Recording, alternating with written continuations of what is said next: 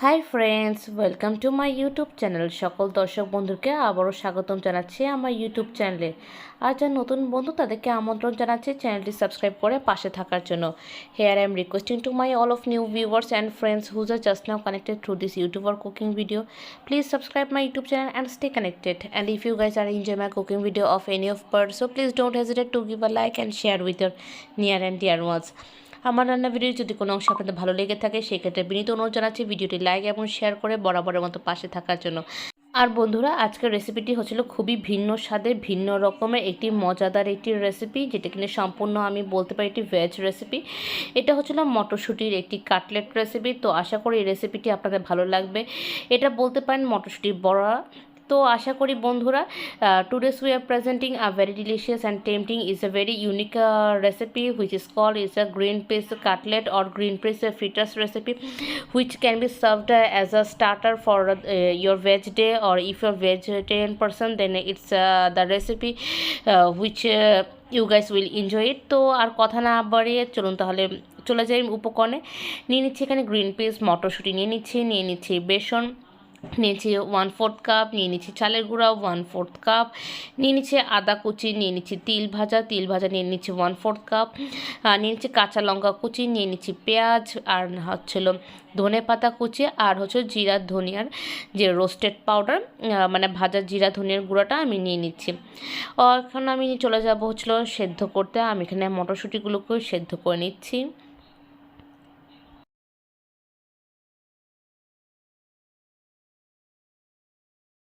সেদ্ধতে আমি পরিমাণ মতো নুন ব্যবহার করছি। এবার সেদ্ধ করার জন্য রাখার পর 10 থেকে 15 মিনিট পর আমি চেক করব সেদ্ধ হয়েছে কিনা। যখন আমি থেতলে দেখছি এটা সম্পূর্ণ বয়েল হয়ে গেছে, তখন আমি এটা উঠিয়ে নিচ্ছি। এবার চলে যাচ্ছি পরবর্তী ধাপে। এখানে আমি সেদ্ধ মটরশুঁটিগুলো ঢেলে দিয়েছি এবং আমি এখানে থেতলিয়ে নিচ্ছি। এখন অনেকে প্রশ্ন আসতে পারে, কেন আপু থেতলি নিচ্ছ, আমরা কেন এটাকে বেটে নিচ্ছি না বা এটা কেন গ্রাইন্ডারে করে নিচ্ছি না। আপনার ছেলে ওটাও করতে পারেন, কিন্তু এত কষ্টকর লাগবে না, থেতলি এটা হয়ে যাচ্ছে, তাই আমি এটাকে এভাবেই করা প্রয়োজন বোধ করছি। তো এইভাবে করে আমি এটাকে সুন্দর করে একটি পেস্ট করে নিব। নেবার পর আমি এটাকে একটু চামচ দিয়ে নাড়াচাড়া করে নিচ্ছি। এখন আমি 1 বাই 1 সবগুলো মশলা দেওয়া শুরু করব। তো প্রথমে আমি মশলা শুরু আগে পেঁয়াজ কুচি দিয়ে দিচ্ছি, দিয়ে দিব কাঁচা লঙ্কা কুচি। এখানে ঝালের মাত্রাটা সম্পূর্ণ আপনার চাহিদা অনুসারে আপনার ব্যবহার করবেন। দিয়ে দিচ্ছি 1/4 টেবিল স্পুন আদা কুচি, দিয়ে দিচ্ছি অনেক বেশি ধনে পাতা কুচি।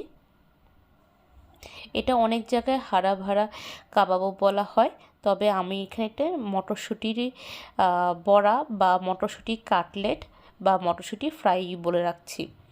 তো এখানে দিয়ে দিচ্ছি পরিমাণ মতো নুন এবং হলুদের গুঁড়ো দিয়ে দিচ্ছি সামান্য লাল মরিচের গুঁড়ো, দিয়ে দিচ্ছি সেই ভাজা মশলার গুঁড়ো যেটাকে আমি বলেছি roasted cumin and coriander powder, দিয়ে দিচ্ছি সামান্য চাট মশলা, দিয়ে দিচ্ছি 1 টেবিল স্পুনের মতো চালের গুঁড়া, 1 থেকে 2 টেবিল স্পুনের মতো চালের গুঁড়ো দিব। এখানে আপনারা একটা খেয়াল রাখবেন, যাতে বাইন্ডিংয়ে যতটুকু লাগে আপনারা ততটুকু ব্যবহার করবেন। আমি এখানে 2 টেবিল স্পুন চালের গুঁড়ো দিয়েছি, 2 টেবিল স্পুন বেসনের গুঁড়ো দিয়েছি। আর কারো যদি বাসায় যদি চাট মশলা না থাকে আপনারা চটপটি মশলা ব্যবহার করতে পারেন। আর তাছাড়া যদি সেটাও যদি না থাকে না, আপনারা ভাজা জিরা এবং ধনিয়ার গুঁড়া দিলেই চলে যাবে। আর এখানে দিয়ে দিচ্ছি আমি 2 টেবিল স্পুনের মতো ভাজা তিল, রোস্টেড সিসেম সিডস দিয়ে দিচ্ছি, দিয়ে এটাকে ভালো করে বাইন্ড করে নিচ্ছি।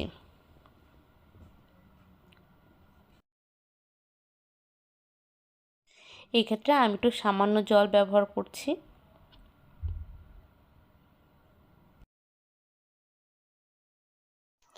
এবার এটি ভালো করে গোল আকারে করে বাইন্ড করে নিব। দেখতেই পাচ্ছেন কীভাবে করে নিচ্ছি। So follow the same procedure.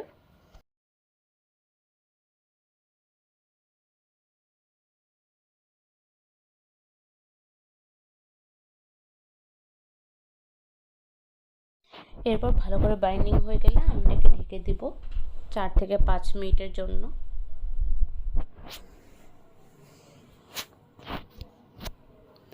এরপর 4 থেকে 5 মিনিটের পর আমি হাতের তালুতে একটু তেল দিয়ে গ্রিস করে নিব, যাতে আমি সুন্দর করে কাটলেটগুলো করতে পারি।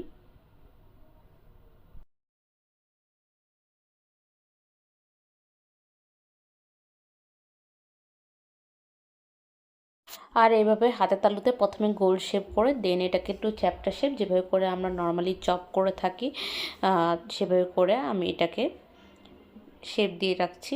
আপনার চাইলে একটু চৌকোনা করেও আপনার এটাকে কাটলেট নামে পরিচিতি দিতে পারেন। তো এইভাবে করে আমি দুটো দেখাচ্ছি, বাদবাকি সবগুলো আমি ঠিক একইভাবে একই শেপে করে নিচ্ছি।